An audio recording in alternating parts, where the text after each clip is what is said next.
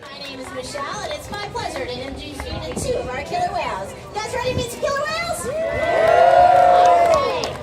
Up first is our oldest killer whale. She is 53 years old. She's a big gentle giant, over 8,000 pounds. This is Corky.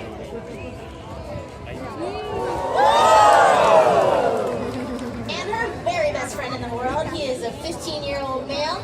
He's got a warm, fuzzy personality and really quirky personality as well. He's going to make his way right where that target pole is tapping. This is a kaika.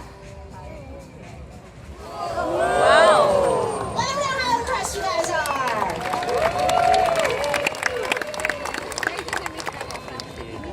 Well, thank you. And as you can see, our stadium is currently under construction for a new orca encounter that's going to open this summer. It's going to be a brand new presentation where you, the park guests, are going to get up close and personal and learn amazing educational facts about our amazing whales. Now here at SeaWorld San Diego, it's a home to 11 killer whales. We have 5 males and 6 females, and they range in ages from our youngest, who's 2 years old, Maya, all the way up to Corky, who is 53 years old. Now within that thing, they all weigh very different amounts. Our largest killer whale is Ulysses at over 10 or close to 10,000 pounds, and then our smallest whale is the 2-year-old Maya, who weighs just over 1,500 pounds. Nice. Now, let's talk about some facts about some killer whales. Did you know there are actually 10 different types of killer whales? Scientists refer to them as ecotypes. Now, they live in different habitats, they can hunt different food, and they can actually have different body types as well. Now here at SeaWorld San Diego, as I mentioned, we have 11. Now as Corky and Ike make their way around the pool, you're going to notice that black and white coloration. It's called disruptive coloration. It actually hides them out in the wild. So that black on the top of their back actually blends into the bottom of the ocean if they're sneaking up on their prey. The white belly is going to blend into the sky above as they come over. Now, a couple things about their anatomy. On their back is that dorsal fin. It's probably the most commonly asked question that we get here. How come some are straight? How come some are curved? Well, there's no bone supporting that structure. It's made of fibrous connective tissue. So, if a large male killer whale, and their dorsal fins can be up to 6 feet tall, there's no bone supporting that structure. Over time, it can actually droop and start to bend just a little bit. Now, once it starts to bend, there's nothing they can do or we can do. Now, each dorsal fin is like a fingerprint for each type of killer whale. So you can see Ikaika's got that, but Corky, our oldest one, has a very straight one. Females are going to be much shorter for that dorsal fin. Now, on either side of their body are called pectoral flippers. Now, I think the really cool, interesting fact about these pectoral flippers, if you take an x-ray of it, it has the same bone structure as our entire arm, including they have 5 fingers within that pectoral flipper. So go ahead and put both your hands up and wave at Corky. We're going to see if she's going to wave back to you. No? Okay. Maybe a kaika will do it. Everybody wave to it! Great job. Killer whale's eyes are located right in front of those white oval eye patches. And it's thought that those white oval eye patches and those gray saddleback on their back actually help killer whales coordinate swimming and hunting out in the wild. They can actually make no noises, but they'll line up those white oval eye patches as they hunt. You're going to see both Corky and Ikaika demonstrate that right now.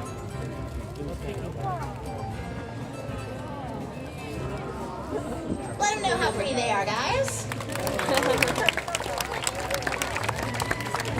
So they can use their different body parts to coordinate, but they can also communicate in a variety of different ways. Now, one of the ways is making different vocalizations. Now, what they do is they manipulate the muscular flap on top of their blowhole. They don't have vocal cords, so all the noises that you hear killer whales make actually are manipulated out of the top of their head. We've actually been able to train a few above the water so you guys can all hear. Let's take a listen.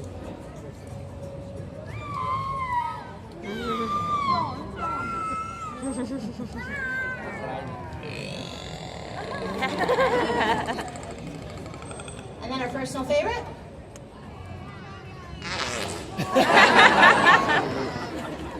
So they can use those vocalizations to communicate with each other, but they can also use their body in a variety of different ways. The kite is going to show this off. Again, watch where Liz is tapping that target pole. That tells the kite exactly where we want him to jump. And this is called a breach. When a jumps like that, they're actually communicating. They're making a noise of both above and below the surface of the water. Now, communicating a variety of different things. They could just be scratching an itch. They could be calling over other whales. They could be showing their dominance. Maybe it's just a sexual behavior. So they can use a variety of different things, all of their bodies, to communicate with each other. So we talked about how killer whales communicate with each other, but how do we as trainers communicate with them? Well, we use hand signals, and we actually use an underwater toning system as well. Emily on the far side, she has that yellow box. That actually plays different tones underwater. So one of them, the most important one, is just tells the whales good job. So we use hand signals and that tone box to ask them different behaviors. So one of the most important behaviors that we ask are called husbandry behaviors. Now husbandry is just a fancy word for healthcare. We want all of our killer whales to participate in their own healthcare. You're going to see Tom and Sam rolling them over, and they're rubbing on their tail flukes. There's actually a vein very close to the surface of the water.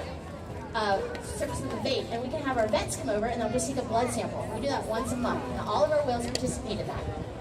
Another really cool behavior that we ask our whales to do every day is to slide out. Now the slide out behavior is cool because you can check out their entire body. It makes a great photo opportunity for all of you. But in one of our back pools, we actually have a scale. So we ask our whales once a week to get up on that scale. We want to make sure that our older whales are maintaining a good, healthy weight, and we want to make sure that our juveniles are always growing. So Amaya, we want her to gain maybe 50 to 60 pounds every month. And it's a great job. Look at that handsome guy. Wow. Now, in addition to those type of behaviors, we want to make sure that all of our killer whales are getting plenty of exercise. Just like we all should be exercising on a regular basis, we want to make sure that our killer whales are. So we're going to get some really high energy behaviors throughout the day as well. Our killer whales are one of the fastest voluntary mammals. They can reach speeds of up to 28 miles per hour. Let's check Corky out right now.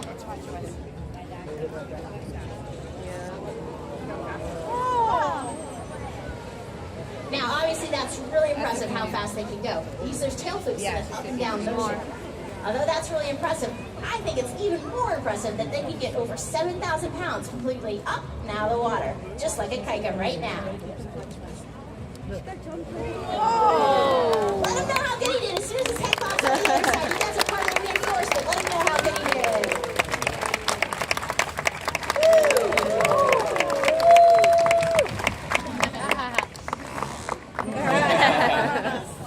So one of the most important questions that we get every day too is how do you train killer whales? Well, our job as trainers each and every day is to come in and build and maintain a relationship with them. So think about if you guys have animals at home. How are you going to build and maintain a relationship? Well, you're going to feed your animals. You're going to exercise your animals. You're going to make sure that they're getting all the proper health care. You're going to hang out with your animals and you're going to play with your animals. We're going to give you guys just a sneak peek into what we're doing as a training session.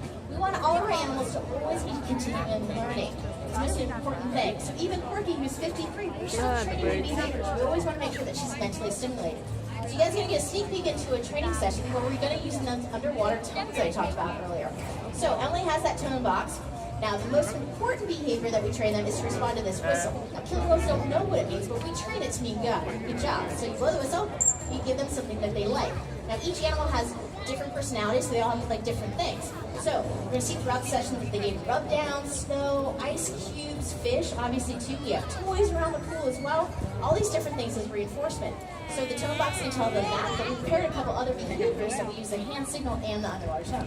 So I believe we're going to work on the pod swim. Is that what we're doing? All right, so I think they're going to give them just the hand signal. The hand signal for the pod swim is just this. They're going to pair that at the same time they're going to play the underwater tone. Listen carefully. So you might have just heard it. It's a weird little sound. So we condition them. And over time, we can take away that hand signal, and then we're going to do this behavior. All this is we want the killer whales to be at the surface of the water, swimming in unison, so it's cooperative behavior. The killer whales have to do this together. And it just gives a good look at their whole body. Now you heard that whistle? That whistle means yes, good job, come back to us. Now we just played a different tone, and this tone means spin in a circle. Look at those guys. Wow. I'm not sure if you just heard, but Courtney just did the most adorable little squirrel. She's excited. All right, they did such a good job. Let's give them a round of applause. Courtney's very proud of herself.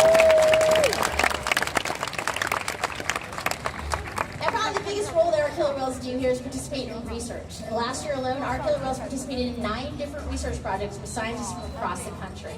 And why is this important? Because our scientists can get closer to these killer whales than any other killer whales. So our killer whales are making an impact for wild populations. And that kind of information is just invaluable.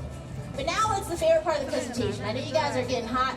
We're going to make it a little bit more lively. We're going to send some more high energy behaviors. Are you guys ready for that? Yeah. Guys, I don't think they heard you. Are you guys ready for that? Yeah.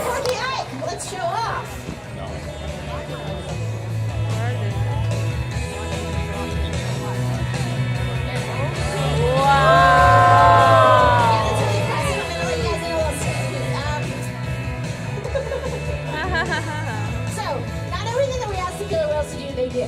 So just so you know. So it's okay for our killer whales to make mistakes. Sam is a new trainer on Corgi, so she's building that relationship. So Corgi thought that maybe the session was over, but we gave them a chance. We stepped up for a quick second, and then we called them both over. Now you're going to see some high energy behaviors. You guys ready? Yeah! Take it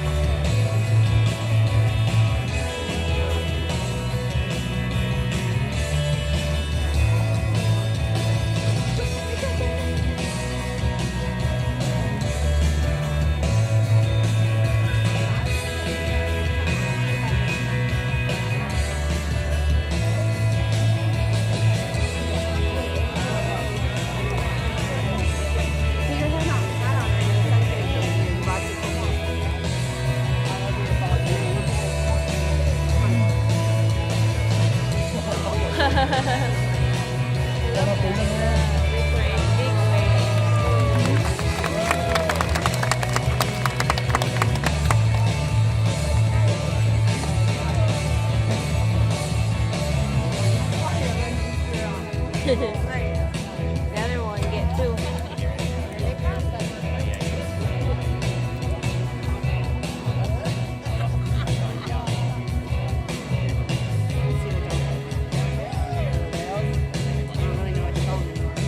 Ladies and gentlemen, one more time for Corgi and Akaika.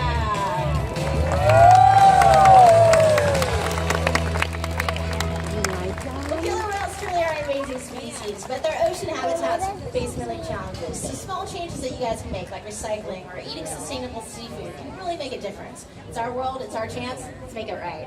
On behalf of everyone here at SeaWorld, we hope that you enjoy the rest of your day. And if you guys have any questions, we'll be available. Have a great day, everybody. Bye-bye.